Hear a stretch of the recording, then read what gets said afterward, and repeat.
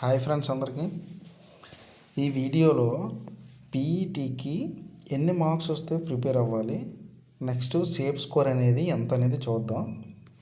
First of all minimum subject వైజ్గా ఎన్ని marks అనేవి మినిమం యావరేజ్ స్టూడెంట్కి, అంటే మరీ అంతగా ప్రిపేర్ అయిన వాళ్ళకి కాదు, అవ్వని వాళ్ళకి కాదు, మినిమం యావరేజ్ అటెంప్ట్స్ అనేవి సబ్జెక్ట్ వైజ్గా ఎన్ని అటెంప్ట్ చేశారు, అంటే ఎంత స్కోర్ అనేది వస్తే మీకు అంటే మార్క్స్ ఎన్ని వచ్చాయి, దాన్ని బట్టి పీఈటీకి ప్రిపేర్ అవ్వాలా లేదా అనేది వీడియోలో చూద్దాము. ఫస్ట్ అర్థమెటిక్కి చూస్తే 25 కదా, 25కి యావరేజ్గా మీరు ఎలా అయినా సరే మినిమం ఒక 18 అయినా తెచ్చుకోవచ్చు. అంటే మీరు అంతగా డెప్త్గా ప్రిపేర్ అవ్వకపోయినా సరే మామూలుగా మినిమం అయినా 15 to 18 అయినా తెచ్చుకోవచ్చు. పోనీ 18 అనుకుందాం ఫస్ట్. నెక్స్ట్ రీజనింగ్లో అయితే 25+ అయితే కన్ఫామ్గా తెచ్చుకోవచ్చు. మీరు మినిమం కొంచెం నాలెడ్జ్ ఉంటే కన్ఫామ్గా 25 అయితే తెచ్చుకోవచ్చు. నెక్స్ట్ జీకే అండ్ కరెంట్ అఫైర్స్లోనైతే ఇది చాలా జీకే అయితే ఇవ్వలేదు, కరెంట్ అఫైర్స్ మొత్తం ఇస్తున్నాడు. 20 కరెంట్ అఫైర్స్ ఇస్తున్నాడు కాబట్టి 20లో మినిమం అంటే చాలా టఫ్గా ఇస్తున్నాడు కరెంట్ అఫైర్స్, మీ అందరికీ తెలిసిందే. మినిమం 5 to 8 మార్క్స్ అనేవి తెచ్చుకోవచ్చు. మినిమం ఎలా లేదని ఇప్పుడు 5 మార్క్స్ వేసుకుందాం. 5 మార్క్స్ వేసుకుందాం. యావరేజ్ స్టూడెంట్ మినిమం ఒక 5 మార్క్స్ వేసుకుందాం కరెంట్ అఫైర్స్ అనేవి. నెక్స్ట్ జనరల్ సైన్స్ అయితే మరీ అంత డెప్త్ ఏం అవ్వలేదు. మీరు ఎన్సీఆర్టీ అయితే చదివి ఉంటే కన్ఫామ్గా మీకు 15+ అనేది వస్తాయి.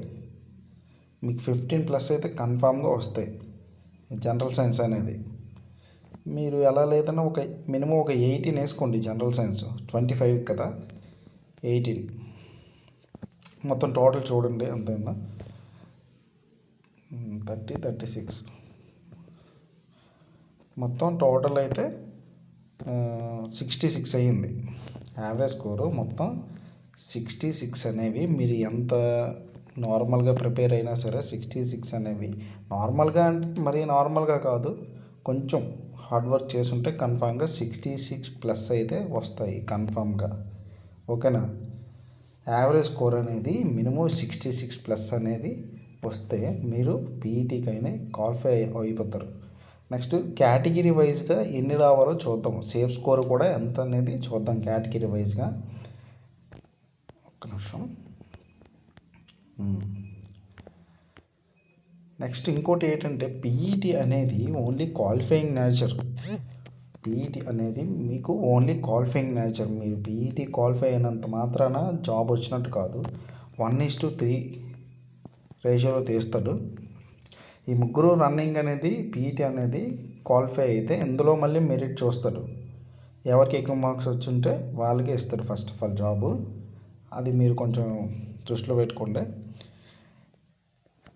ఇది అనేది మామూలుగా నా అనలైసిస్ ప్రకారం చెప్తున్నాను, ఇది కన్ఫామ్ స్కోర్ అని కాదు, నా అనలైసిస్ ప్రకారం చెప్తున్నాను. యూఆర్ అండ్ ఓబీసీకి అయితే కన్ఫామ్గా ఒక 68+ వస్తే మాత్రం రా మార్క్స్ అనేవి 68 అంటే 65 to 68 ఈ మధ్యలో వచ్చుంటాయి. ఇవి దాటి ఉంటే కన్ఫామ్గా మీరు పీఈటీకి అనేది క్వాలిఫై అవ్వచ్చు. పీఈటీ ప్రాక్టీస్ చేయడం బెటర్. మీరైతే కన్ఫామ్గా క్వాలిఫై అవుతారు.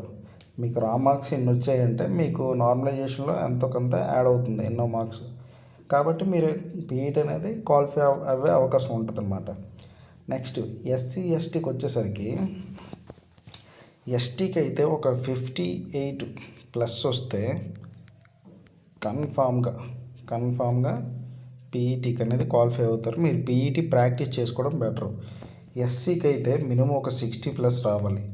60 to 63 ఈ రేంజ్లో 63 అనుకో, 63+ వస్తే మాత్రం కన్ఫామ్గా పీఈటీకి అనేది క్వాలిఫై అయిపోతారు.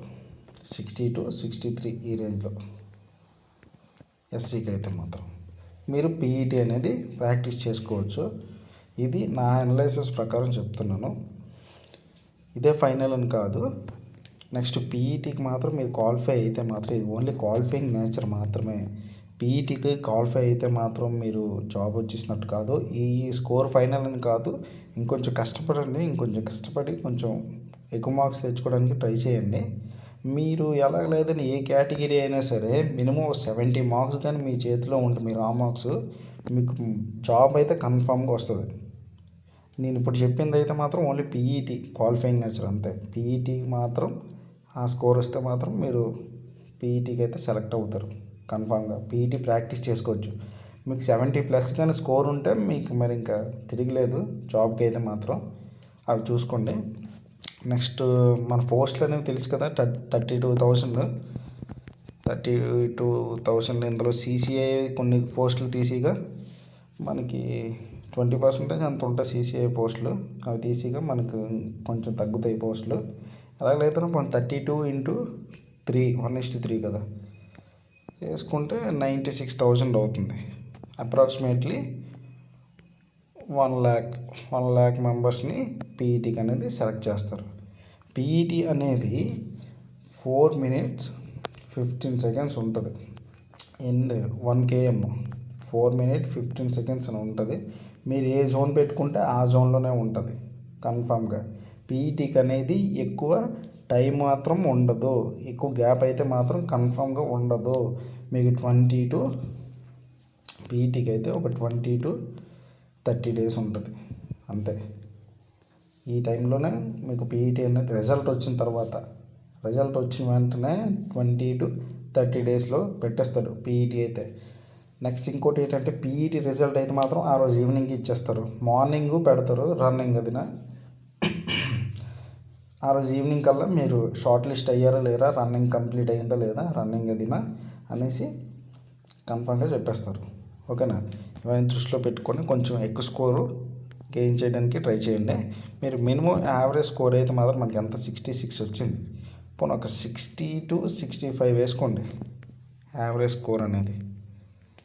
60 to 65 ఈ స్కోర్ మాత్రం మీకు కన్ఫామ్గా తెచ్చుకోవడానికి ట్రై చేయండి. ఓకేనా.